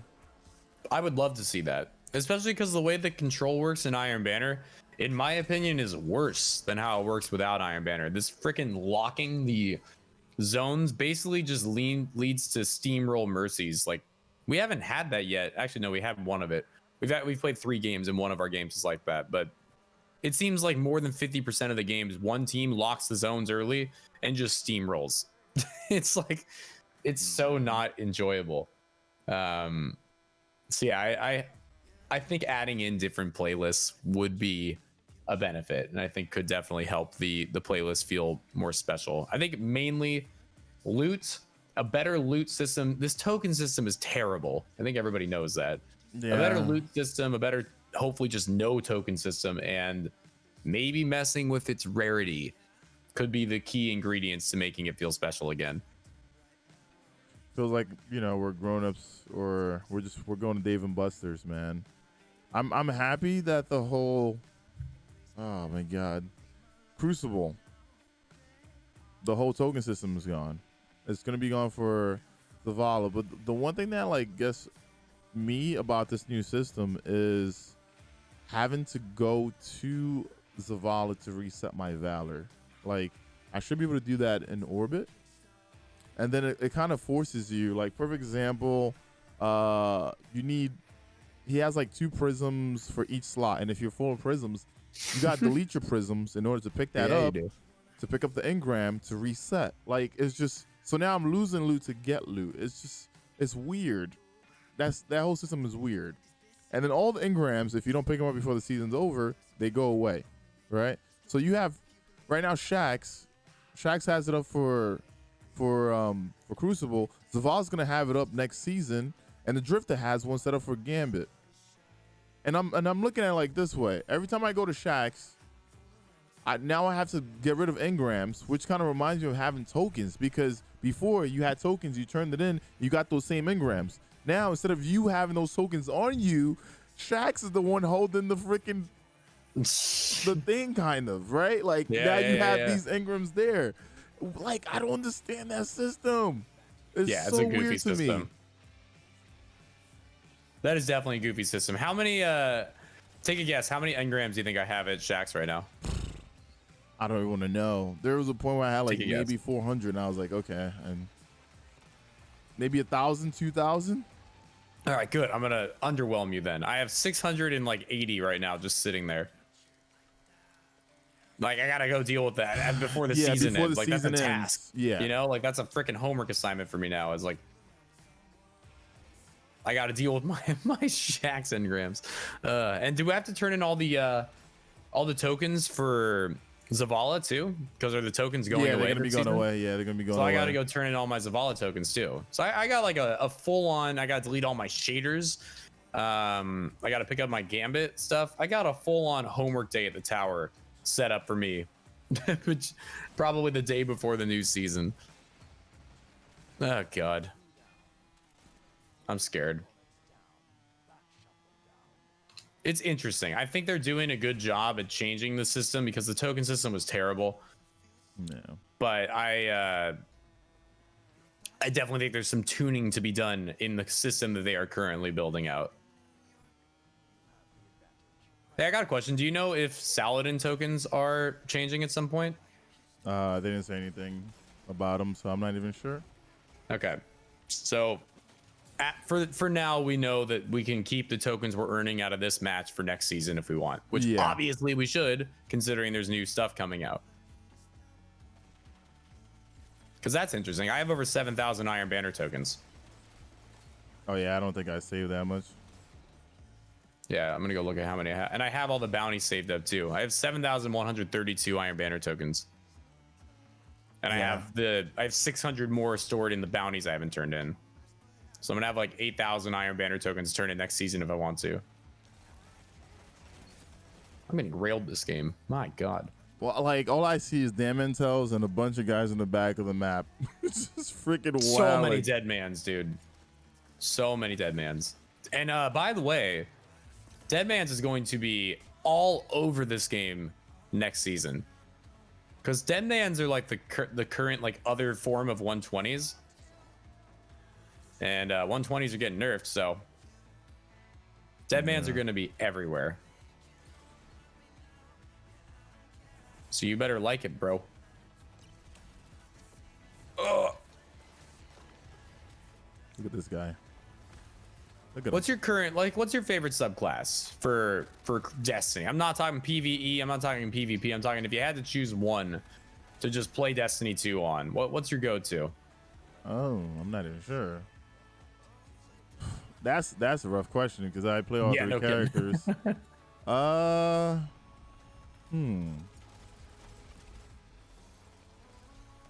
Yeah, that I don't even know about. I would say for each class, I would say as a hunter, more than likely Void. Bottom tree would be really nice to play anything with. Warlock, I'll probably take Nova Bomb. I'll probably take Nova Bomb. And as a Titan, man, Titan has a bunch of like cool classes you can work with. Yeah, Titan's fun. Getting frozen is just like ridiculous in this game. This game's ridiculous, dude. Let's get into a gunfight. Okay, I'm gonna freeze you. This game right here is not enjoyable. Like this individual cauldron match. I'm not saying Destiny, but this match right now is butthole. Yeah. If I had to choose one class to play Destiny on for the rest of my Destiny life, I'm going Golden Gun. It's what I first played Destiny 1 on. No, I love Golden Gun in Destiny 1, but it just feels weird in Destiny 2. And they keep like messing with it, like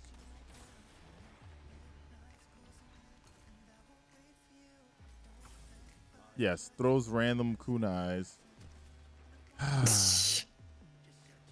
I can't get any kills, man. It's just dead man's behind me and then shotgun apes in front of me.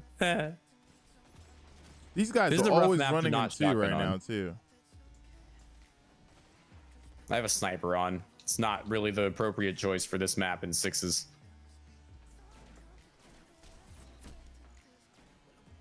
I haven't faced these guys like alone yet. Are they a team? Let's see. Yeah, these three guys are always together. Destiny yeah, Crucible. It's just there's no one on A, and now there's like 5 people showing up right now, and they're gonna be dead mans in you from the back. Yeah, there's three nerds with dead mans, and that's Destiny's Crucible.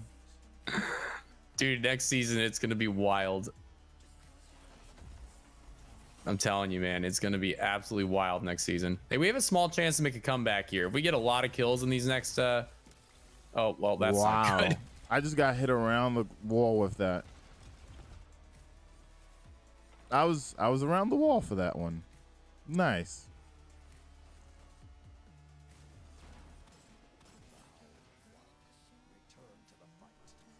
Oh, that's a chaos reach. Bro. What? Bro. We actually made a little bit of a comeback. We got a little bit close when it wasn't close at all for the beginning. Yeah. I've gotten 2 frozen orbits out of our 5 games. They've both been Absolutely awful. Yeah, I just got my second frozen orbit. See, if they drop way more from Crucible than the Rocket obviously does from strikes. Yep. Got a killing one, opening shot one. It's not bad. No, it's not terrible. You use that with like a Dragon Shadow or an Ophidian Aspect, so you got like a snappy sniper naturally, and that's a really good roll. Yeah. I like the feel of the sniper. Whenever they bring back things from like that look like they're from Destiny 1, they just feel really nice. Maybe it's because I'm just used to them or something. Be really neat if we can if they allowed us to transmog weapons at some point. You know, like, Yeah, that'd be cool. kind of mess around with it, maybe different shaders, how you can like, I don't know, I was like thought about Destiny having like palettes, allowing you to, change different things on your stuff just to customize it. As much as I'm gonna love transmog, be neat to just even change your characters. Like, I know a lot of people that delete characters so they can have a female version or a male version of it. Right. Like, I have friends who had characters that they have for like 1,000 hours. Like, I'm tired of this. I wanna switch it to a female version. I'm like, why? Like, dude, that's a lot of work, especially with the new light quest and everything else. You have so much to do. Like, I don't know.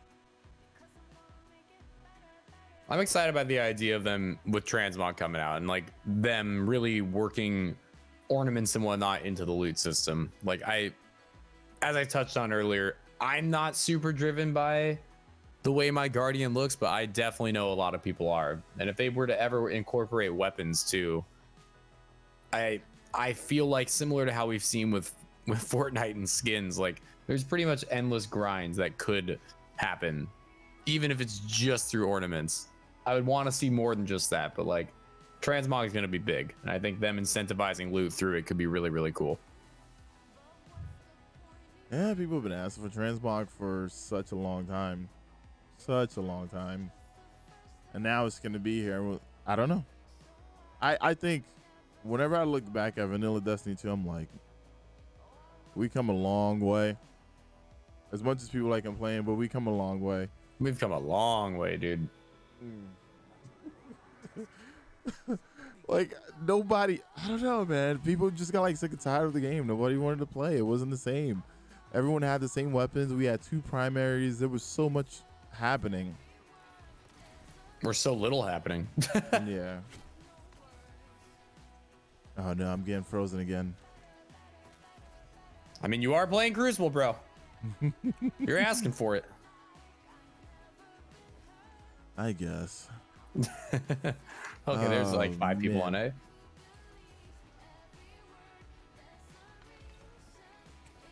What weapons are you using right now? Astral and bottom dollar. That's a good combo. Let's see it. We're playing like another like group, and I can just tell based off of their movement that they are absolutely going for it, sir. Yeah, Iron Banner definitely does not have the same flavor it once did, and I would love to see them try to figure out how to get that back for us. All right, I'm gonna throw on a shotgun. The sniper is not working against all these people just bum rushing me. Yeah.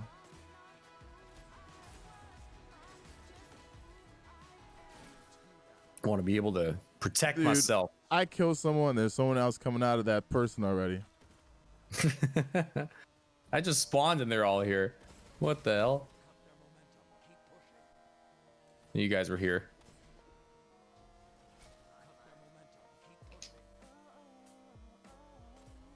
Hey, we're actually winning this game somehow.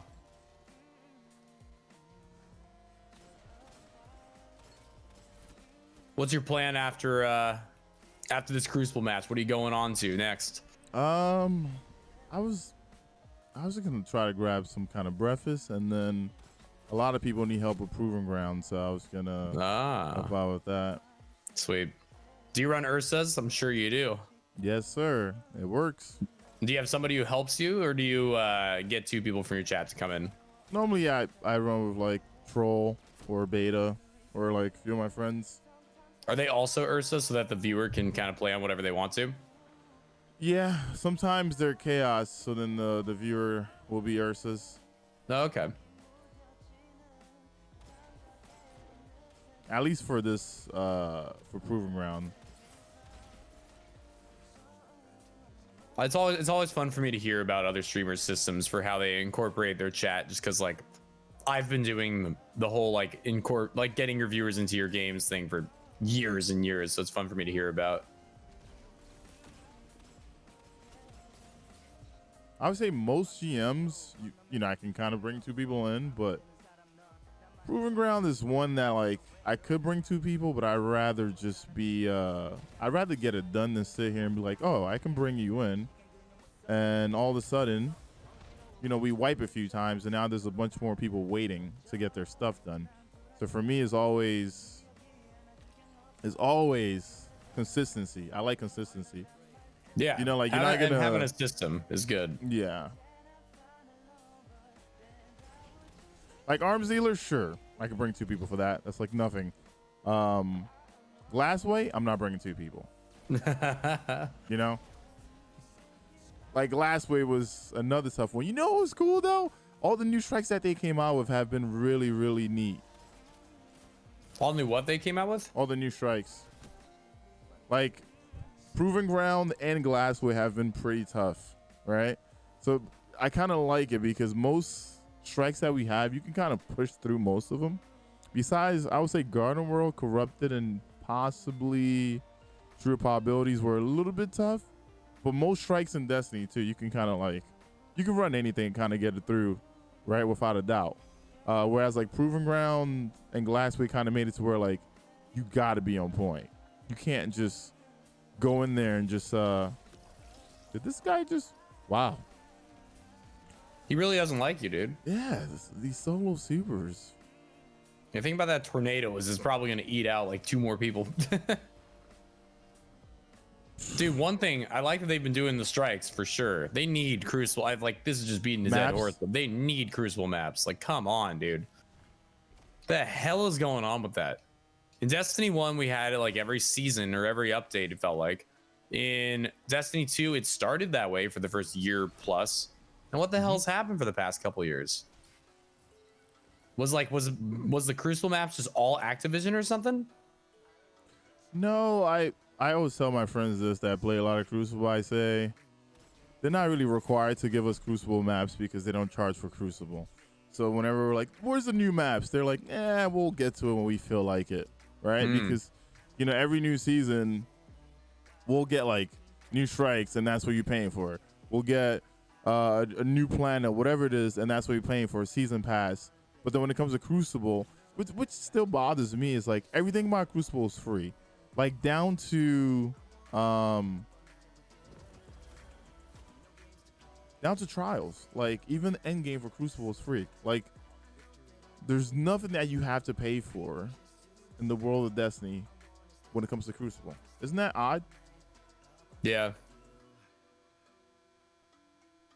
I don't know if I like it or not. Like, I kind of like it in the sense that the player base being larger is a good thing for the game overall. But at the same time, like, hey, if us paying $5 a season to get new maps is what we got to do, man, sign me up. Yeah.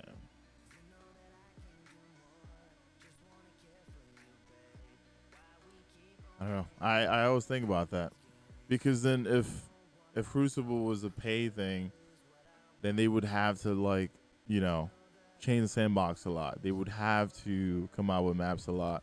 Maybe they don't want to take that responsibility. I always thought about that. Like that means that whenever a new season come out, they would have to have something always, right? I think this kind of lets them like just be like, all right, let's do something here, or same thing for Gambit. Like we have to do something for Gambit, or we have to make new armor sets for this, or we have to do this for this. It would be nice to see new Crucible maps, or maybe like rotate them out. I don't know how the system works. Maybe they can't have more than like if a certain like a certain amount of maps in rotation. Dude, I don't really know how the The system works, but the problem for me is this game, the maps in it are honestly terrible. Like, I talked about this on my stream yesterday. I played Halo 2, I played Halo 3, I played Call of Duty Black Ops 1, I played Call of Duty Black Ops 2. Every game that I've played, and honestly, not even really with Destiny 1. Destiny's never had this for me, but every game I've played, every PvP game I've played has maps that I'm like, oh, hell yeah, about. Like, I'll load in, I'm just like, yes, I get to play this map. I'm so excited. Like, I had it in Halo 2, Halo 3, Black Ops 1, and Black Ops 2. This game has horrible maps, man. There's no map that I load into and I'm just like, yes, I get to play on this map. It just doesn't exist. And that could be because my standards are high, but it also could definitely be because Destiny 2 was built around a double primary meta. not just double primary. It was like a 4v4 kind of thing happening too. Yeah, double primary 4v4 is what these maps were built around. And like, I don't know what their plan is, but I hope they have one, because if these are the Crucible maps that are staying in this game forever and they just rotate it out, like, it's gonna make the PvP in this game so much worse than it could be. You give us maps that are designed around 6v6 and 3v3 with special weapons, they have to play so much better than these maps play. Because like I said, there's no map. I'm curious to know what you think. Is there a map that you load into and you're excited by it? You're like, yeah, no, dude, like this map. Nope. Does that exist for you? I used to love Pantheon Destiny 1. When they brought it back, it's not even the same. The Convergence sucks, dude. Yeah, it's not the same. Convergence is run around in the spawn simulator. And then the sniping lanes were just messed with in like the weirdest way. Yeah. It's good. I mean, maps are an opinion-based thing for the most part. It's hard to give like this is an amazing map as like a fact, or this is a terrible map as a fact. Like, some people who despise a certain map might love that same other map that like you hate, you know? Like, it differs. It's an opinion. But I think from talking to enough people about this, I can pretty much say it as a statement and as a fact. Like, the Crucible maps are much less liked in Destiny than they've been in any other PvP game I've played. I really hope they can build something around it that gets people excited to play on maps. Can you imagine Trials on a map that people love? Like, I'm talking about Halo 2 here, but like Lockout and Ascension and Midship. These are maps that were in Halo 2 that, like, every time it came up in a mode, everybody was so excited. It's like, yes, like Lockout. I love Lockout. Like, everybody was just pumped. Like, can you imagine if Iron Banner had a bunch of maps that people were super excited about, or if Trials ever gave us the maps that people were just like crazy amped about? It'd be amazing. It'd be game changing. Even if you don't talk about loot and cosmetics or anything like about that, just maps that people are genuinely super excited to play on. I don't know.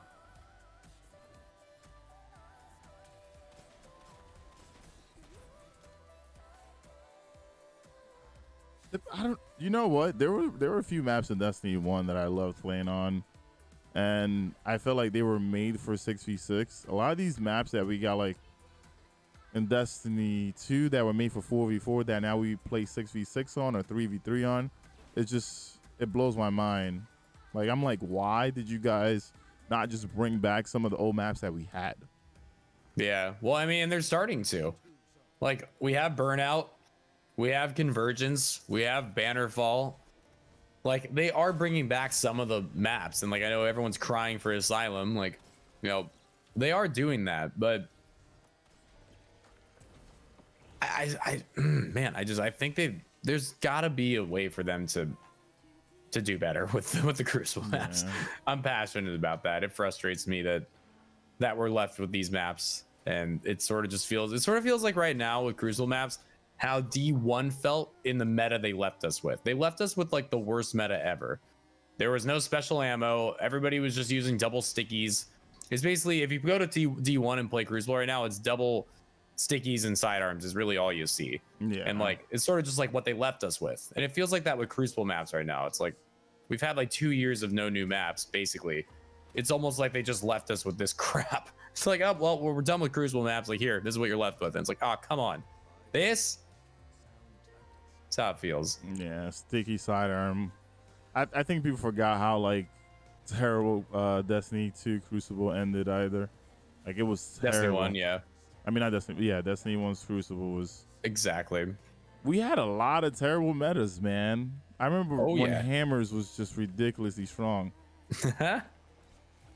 Yeah, I remember that. Thing took 2 Gallahorn rockets. Oh man. Destiny 2 also had its fair share of just like rockets being so freaking bad. Yeah, rockets are like the obvious, this should be really strong. Are they still spawning over there? Yeah, they are. All right, I'm popping my golden gun. Oh, what the hell kind of call was that, EK? Well, no, they were spawning here. There's no one there. I took 1 out and that was it. They're on C right now. Yeah, I got back in time and got 3 before it burned out.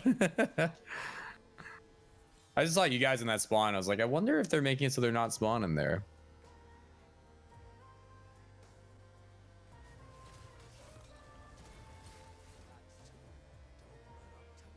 We got the zones locked, so there's no good spawn. They're probably in the back of A, more than likely. Yeah, they're back to A, I would guess. Ooh, that storm just got sniped.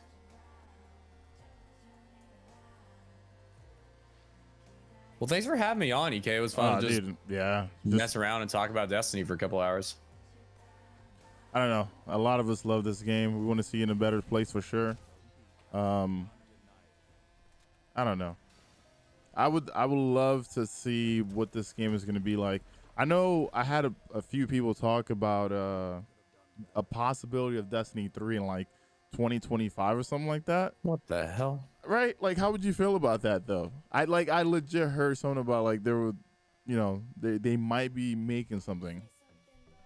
I would be down because that would mean a fresh set of, dude, a refresh makes Destiny feel good. Like it's this weird balance of like people want to keep the things they've earned and they want to keep the things they fought hard for. But dude, if a Destiny 3 came out, they would know not to launch it the same way they launched Destiny 2.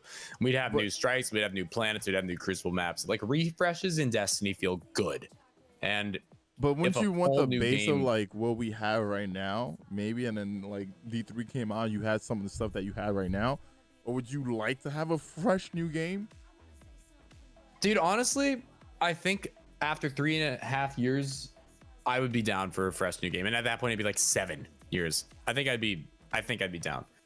I do see the problem. There would need to be a really good system for crossover, and I don't know how that would look, but you know, I don't know how many legendary shards you have, but the shards we've collected and all the loot and whatnot that we've fought our asses off for, like we'd have to see some form of an integration into the next game if there were to be a Destiny 3. Otherwise, it would feel very knife in the heart kind of feel for how much we've grinded this game. But dude, like a refresh of everything would feel amazing. If they just integrated it into this game, then we'd go in Iron Banner and we'd still load into all these same crap maps that are currently in here. I mean, you'd go and load the strike playlist hoping to get the new strikes. You'd still get all the same crap strikes that we've been getting for 5 years, like for 4 years. Like in order to actually feel like we really get to experience something new, I think a refresh would be needed. But I don't know if I feel like that is something that will happen or something that we should be setting our eyes on. I feel like it's unlikely. And I think that with their current D2 model, like that could be plenty and they can do a good enough job with this. Well, whatever it is, I hope it's good. Also, if Destiny 3 is coming, man, I hope they kill it. Yeah. But yeah, I'll let you go. Chat is like, I want to hear the jungle voice. So I guess the jungle voice. All right. Wait, we got to redo this flying thing. All right. As you get into the fly, I'm gonna welcome you. All right. You ready? All right, EK and EK squad, get in. Welcome to the jungle. Ah, shit. There we go. Hell yeah, dude. It was fun, man. Yeah. I appreciate the opportunity. I had a good time. Yeah. Thank you for being a guest. Yeah, I know you're a very busy person too. So, Dude, these past couple months have been wild. I'm sorry it took this long. nah, you're good. Dude, oh, how did the COVID thing go? Are you getting the second shot or? Second shot a week from today. Nice. Yeah. Yeah. I'm excited. Yeah, I'm setting up for my first one. I'm like, Get ready for a sore arm. Otherwise, you Ooh. should be chilling. all right. Yeah, a lot of people spoke about like having different things. Some people say their stomach hurts. Some people say they can't taste food. I And think all that's this other oh stuff. wait, the food thing after the vaccine. I only heard that for people who actually got COVID. Yeah. Some people spoke about like, you know, they had a headache. I don't know. We'll see. Yeah, I think the shot one's not supposed to be too bad. Shot two can definitely give some side effects, but I've heard it only lasts like 24 to 36 hours. So Oh, okay. I don't think it's anything to be too concerned about. Okay. All right, man. Have a good rest of your day. Chat, you're cute. I appreciate all of y'all for watching. EK, I'll see you soon, man. Yeah. See you soon. Have a good one. All right, chat. That was it. That was episode number 7 featuring Mr. GernaderJake. I appreciate you guys hanging out. I'm sorry all alerts were off. Also, if you were in chat, you followed, you did anything, or you talk. I try to keep an eye on chat, but you know, it was more about the convo. Also, Drew, thank you very much for the host, man. Thank you very much for the host. If you guys need to find Jake, !guess, all right? It'll give you his website. You have his Twitter, his YouTube, and his Twitch channel. Please make sure you follow all of the platforms, especially if you enjoyed what we spoke about today. !guess, go over, hit the follow button. It's free, man. Show some love. I would, be awesome. And I need to grab breakfast real quick. So I don't know. I'm going to go downstairs and see what I have to eat. Then after that, we can probably join into some like, I got to do my Presage mission real quick, and then we'll get back to Proving Grounds.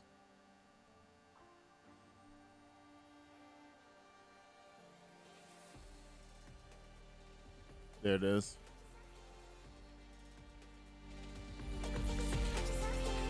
Breakfast cooking stream. What the fuck? You got me fucked up, bro. What? Why?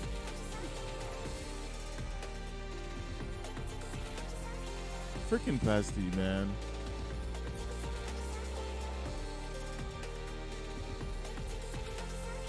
All right, let me go to music.